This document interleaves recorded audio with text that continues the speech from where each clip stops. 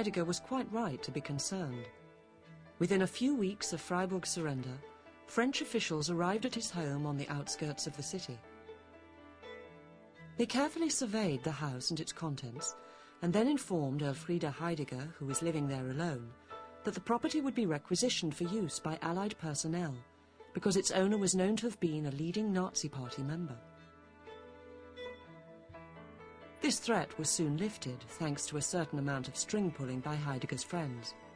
But the philosopher could see the way things were going, and he soon decided to return to Freiburg and face the music.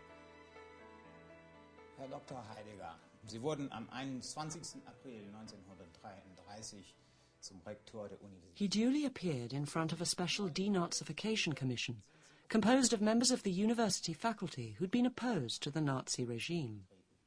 Stehen Sie zu dieser Aussage? Diese Fragen sind nicht fair. He was subjected to rigorous questioning, but he put up a spirited defence to all the accusations levelled at him, and the proceedings dragged on for several months without any firm conclusions emerging.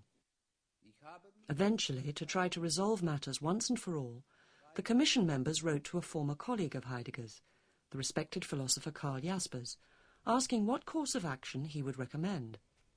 Jaspers replied that Heidegger's unfree and dictatorial mode of thinking meant he should be banned from teaching for 5 years, and this is precisely what the French military authorities eventually decreed. The true effect their action had on him has only recently become clear. Heidegger hat selbst ja einem Biografen gesagt, er sei zusammengebrochen im Zuge dieser ganzen Untersuchungen. Er stellt es aber in einer Weise dar, die nicht haltbar ist. Er ist in der Tat zusammengebrochen, er war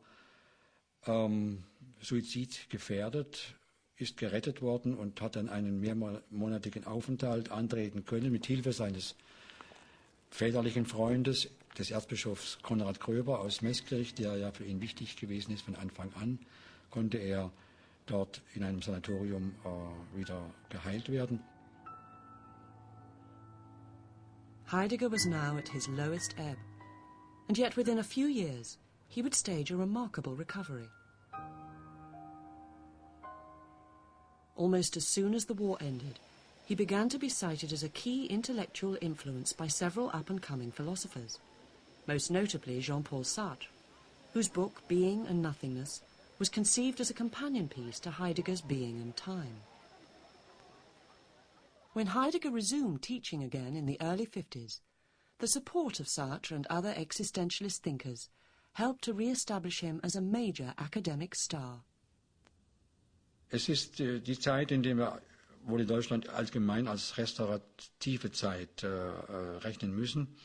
In dieser Zeit kommt er wie der Vogel aus der Asche, wie Phönix aus der Asche, zu neuem Leben und zu neuer Anerkennung, ja, zu einer unerwarteten, großen Anerkennung international. Das ist ein Wunder, so wie das deutsche Wirtschaftswunder ein Wunder sein mag, vielleicht.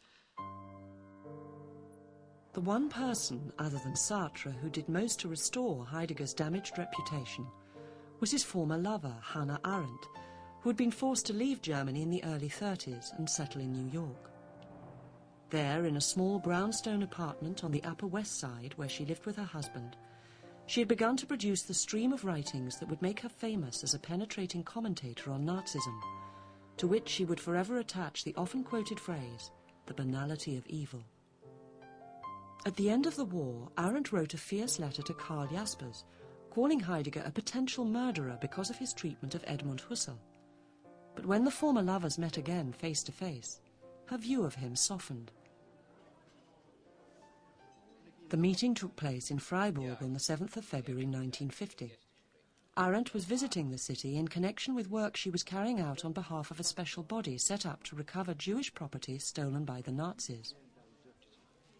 She sent Heidegger a note telling him of her arrival, and that evening he visited her in her hotel.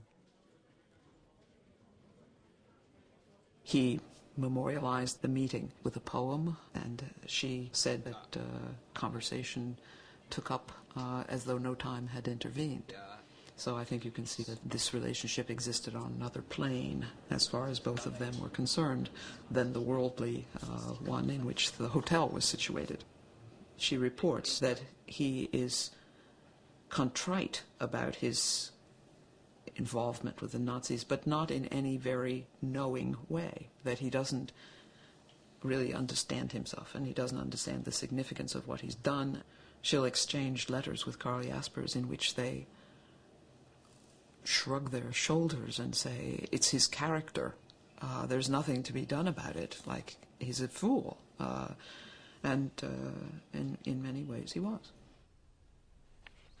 Hannah Arendt never entirely forgave Heidegger for his Nazi past, but she does seem to have accepted most of his explanations for what he did during the Third Reich at face value. She worked tirelessly from 1950 onwards to promote his work in America, thereby completing his extraordinary rehabilitation. Hannah Arendt had publicly taken position against the Nazis. She was known to be Jewish. She emigrated to America. The fact that she would defend Heidegger made it look as if there was finally nothing to reproach him with. What is perhaps most troubling about Heidegger's post-war revival is that he never apologized for what he had done during the 30s, or uttered a clear denunciation of Hitler and his crimes. Even the murder of 6 million Jews was an event about which he seems to have felt no obligation to speak. He resumes teaching, and literally the philosophic and literary world looks to him. Come on, speak out, say something human on the horror, on the Shoah, on the genocide, on the Holocaust. Nothing. Nothing. Now that's where my bafflement and rage begins. When Heidegger died in 1976, it was the sage who was remembered in all the obituaries, not the practicing Nazi. But as the full extent of his involvement with the Third Reich has come to light over the past 20 years, a painful reassessment of his place in the history of philosophy has slowly begun.